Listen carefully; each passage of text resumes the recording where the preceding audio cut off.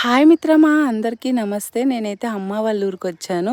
అమ్మ ప్రతి సమ్మర్ హాలిడేస్‌లోనూ నాకు కారము, మసాలా పూరి చేసి పంపిస్తది. ఎందుకంటే మా ఊర్లో మిషన్ కొంచెం దూరము. నాకు పొయ్యేకి కాదు, నాకు చేసుకునేకి రాదు. అందుకని అమ్మ ప్రతి సమ్మర్ హాలిడేలోనూ నాకు కారం కొట్టించి పంపిస్తది.